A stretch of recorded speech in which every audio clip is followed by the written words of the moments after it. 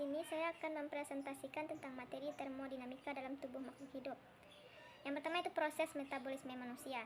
Metabolisme adalah proses kecepatan tubuh dalam mencerna, menyerap, dan mengasimilisasi makanan untuk diubah menjadi energi.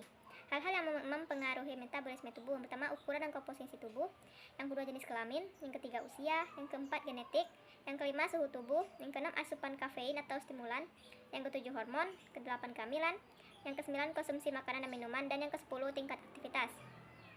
Konsep termodinamika metabolisme. Metabolisme memasangkan reaksi katabolisme yang spontan dengan reaksi non-spontan dari anabolisme. Pada terminologi termodinamika, metabolisme mempertahankan keteraturan dengan menciptakan ketidakteraturan.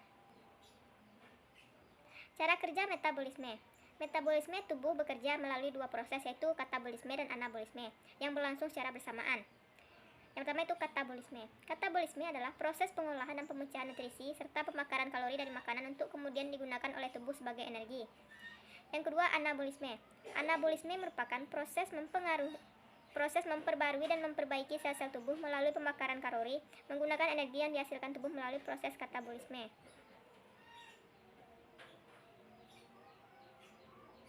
Selanjutnya itu hukum 1 termodinamika dalam sistem biologi. Hukum termodinamika 1 menunjukkan hukum kekekalan energi, yaitu energi tidak dapat diciptakan ataupun dimusnahkan, melainkan hanya bisa diubah bentuknya saja. Semua organisme biologis membutuhkan energi untuk bertahan hidup dalam sistem tertutup. Seperti alam semesta, energi ini tidak dikonsumsi tapi berubah dari satu bentuk ke bentuk lainnya. Sel misalnya, melakukan sejumlah proses penting. Proses ini membutuhkan energi. Dalam fotosintesis, energi yang disediakan oleh matahari, energi cahaya diserap oleh sel-sel dalam daun, tanaman dan diubah menjadi energi kimia. Energi kimia disimpan dalam bentuk glukosa, yang digunakan untuk membentuk karbohidrat kompleks yang diperlukan untuk membangun massa tanaman.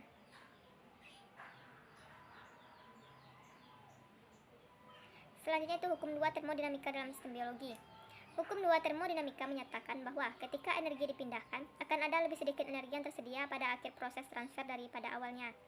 Seperti proses biologis lainnya, transfer energi tidak 100% efisien. Dalam fotosintesis misalnya, tidak semua energi cahaya diserap oleh tanaman. Beberapa energi tercermin dan beberapa hilang sebagai panas. Hilangnya energi untuk hasil lingkungan sekitarnya, peningkatan gangguan atau entropi. Tidak seperti tanaman dan organisme fotosintetik lain. Hewan tidak dapat menghasilkan energi langsung dari sinar matahari. Mereka harus mengkonsumsi tanaman atau organisme hewan lain untuk energi. Semakin tinggi sebuah organisme pada rantai makanan, energi kurang tersedia yang diterima dari sumber makanan. Selanjutnya itu konsep energi bebas Gibbs pada organisme. Dalam termodinamika, energi bebas Gibbs dikenal juga sebagai entalpi bebas, yakni suatu potensial termodinamika yang dapat digunakan untuk menghitung kerja reversibel maksimum yang dapat dilakukan oleh sistem termodinamika pada suhu dan tekanan konstan. Energi bebas yang diperoleh tersebut sering digunakan untuk mengcounter reaksi endergonik melalui sintesis senyawa intermedier berenergi tinggi, yaitu adenosin trifosfat. Organisme autotrof atau tanaman dan bakteri fotosintetik memperoleh energi bebas dari matahari melalui fotosintesis. Suatu proses di mana energi cahaya digunakan untuk mengubah CO2 dan H2O menjadi karbohidrat dan O2. Organisme kemotrof memperoleh energinya melalui oksidasi senyawa organik atau karbohidrat, lipid, dan protein. Selanjutnya itu termoregulasi pada tubuh manusia. Termoregulasi adalah suatu pengatur fisiologis tubuh manusia mengenai keseimbangan produksi panas dan kehilangan panas, sehingga suhu tubuh dapat dipertahankan secara konstan. Keseimbangan suhu tubuh diregulasi oleh mekanisme fisiologis dan perilaku, agar suhu tubuh tetap konstan dan berada dalam batasan normal. Hubungan antara produksi panas dan pengeluaran panas harus dipertahankan. Hubungan regulasi melalui mekanisme kontrol suhu untuk meningkatkan regulasi suhu.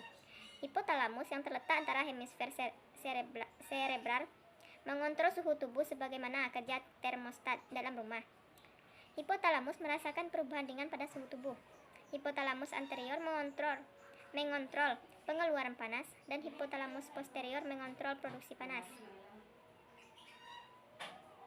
Selanjutnya itu termoregulasi pada tubuh hewan yang berhibernasi atau burung kutub.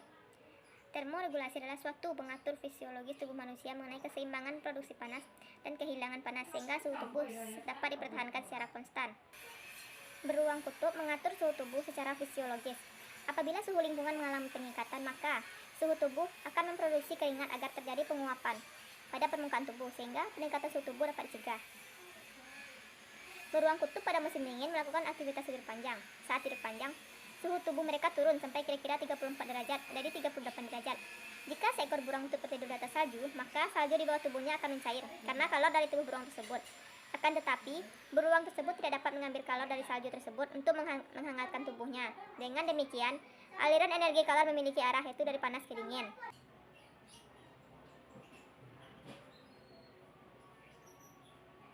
Selanjutnya yaitu aliran energi dalam sistem biologi di alam. Aliran energi dapat diartikan sebagai perpindahan energi dari satu tingkatan trofik ke tingkatan berikutnya. Pada proses perpindahan selalu terjadi pengurangan jumlah setiap energi melalui tingkat trofik makan-memakan. Contohnya seperti kata. Kata merepresentasikan simpul dalam jaring makanan yang diperluas. Energi yang dicerna digunakan untuk proses metabolisme dan dibuang menjadi biomasa. Aliran energi berlanjut di jalurnya. Jika kata tertelan oleh predator, parasit, atau sebagai bangkai yang membusuk di tanah, diagram aliran energi ini menggambarkan bagaimana energi hilang karena menjadi bahan bakar proses metabolisme yang mengubah energi dan nutrisi menjadi biomasa. Selanjutnya itu ayat Al-Quran yang menjelaskan tentang proses termodinamika pada tubuh makhluk hidup, yaitu Quran Surat Ar-Rahman ayat 9 yang artinya, dan tegakkanlah timbangan itu dengan adil dan janganlah kamu mengurangi neraca itu.